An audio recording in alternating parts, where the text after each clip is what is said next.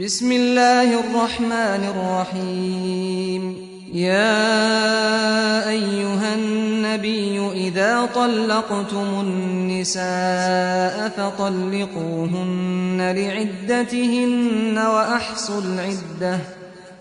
واتقوا الله ربكم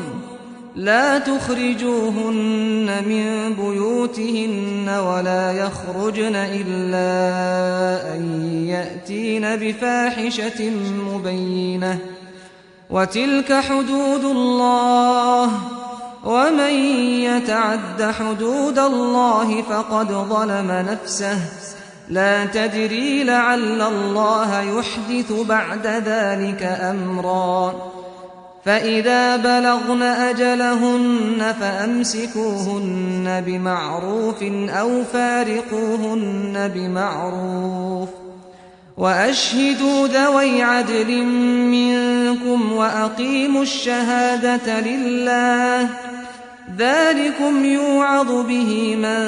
كان يؤمن بالله واليوم الآخر ومن يتق الله يجعل له مخرجا ويرزقه من حيث لا يحتسب ومن يتوكل على الله فهو حسبه إن الله بالغ أمره قد جعل الله لكل شيء قدرا واللائي يئسن من المحيض من نسائكم إن ارتبتم فعدتهن 3 أشهر واللائي لم يحضن وأولاة الأحمال أجلهن أن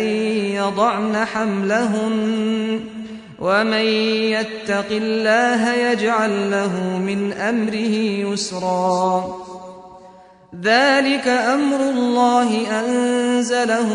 إليكم ومن يتق الله يكفر عنه سيئاته ويعظم له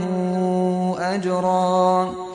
أسكنوهن من حيث سكنتم من وجدكم ولا تضاروهن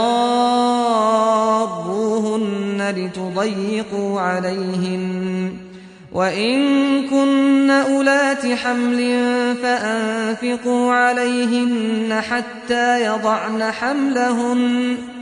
فإن أرضعن لكم فآتوهن أجورهن وأتمروا بينكم بمعروف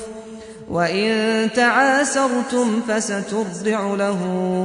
أخرى لينفق ذو سعة من سعته ومن قدر عليه رزقه فلينفق مما آتاه الله لا يكلف الله نفسا إلا ما آتاها سيجعل الله بعد عسر يسرا وكأين من قرية عتت عن أمر ربها ورسله فحاسبناها حسابا شديدا وعذبناها عذابا نكرا فذاقت وبال أمرها وكان عاقبة أمرها خسرا أعد الله لهم عذابا شديدا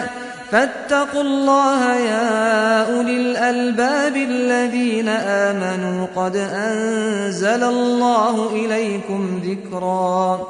رسولا يتلو عليكم آيات الله مبينات ليخرج الذين آمنوا وعملوا الصالحات من الظلمات إلى النور ومن يؤمن بالله ويعمل صالحا يدخله جنات تجري من تحتها الأنهار خالدين فيها أبدا قد أحسن الله له رزقا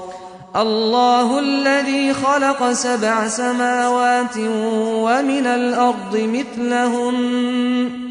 يتنزل الأمر بينهن لتعلموا أن الله على كل